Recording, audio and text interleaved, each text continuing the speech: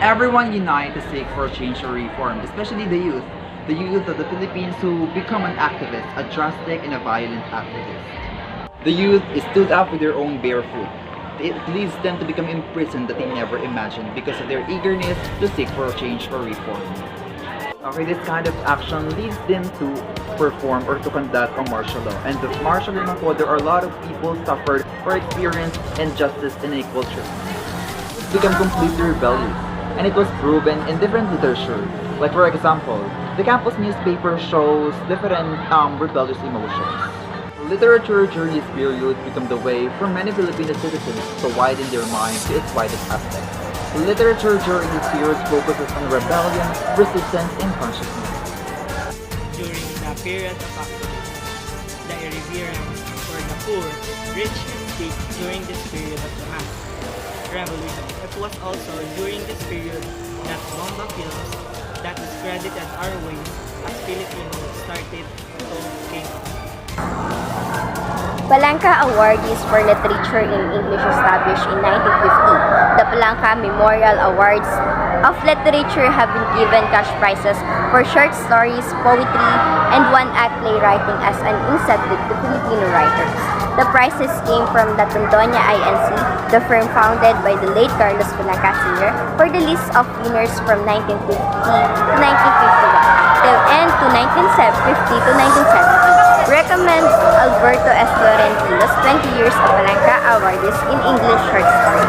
So who is Carlos Palanca Sr.? Palanca was one of the most prominent Chinese-Filipino businessmen during the American colonial area in the Philippines. In 1987, the heir of Palanca entered the La Tondonia in the joint venture with San Miguel Corporation or SMC. La Tondonia was eventually absorbed by the SMC and was renamed as Ginebra San Miguel in 2003. Palanca's year was able to establish in Don Carlos Palanca Memorial Awards for the literature in his honor. His former residence, built in 1940 along Taft Avenue in the Pasay, is protected heritage site. So here are some awards in the year 1970 to 1971. The first prize was given to Cirilio F. Bautista, The Ritual. Second prize, The Peace in the Field with Russell Mujares. Third prize for Children's in the City and Amadis M. Duchero. English short stories 1971 to 1972. The Tomato Game by N.B.M. Gonzalez. Second prize by Antipolo Centennial by Gregorio S. Brillantes. Third prize, After This Are Excel by Elsa Martinez Consuela. So in English, one act 1970 to 1971. First prize, The Grotesque Among Us by Maiden Torres. Second prize, Age of the Prometheus by Jose T.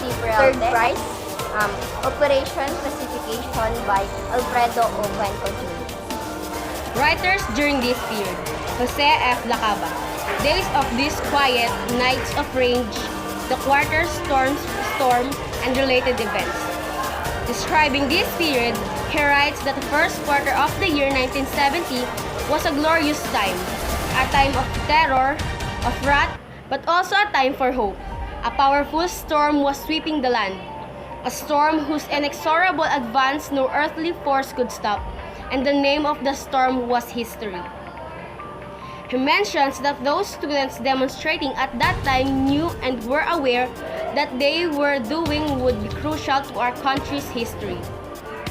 Student leaders thought up grandiose names for their organizations and hence the proliferation of acronyms like SUCCOR, YDS, KTPD, SAGUPA, SMP, KKK, KM, MDP, and SDK.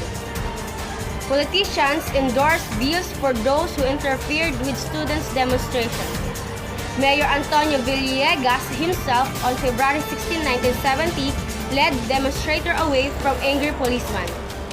Other politicians like Eva Estrada Calao and Salvador Laurel Benigno Aquino Jr. wrote about condemnation of politics and brutalities.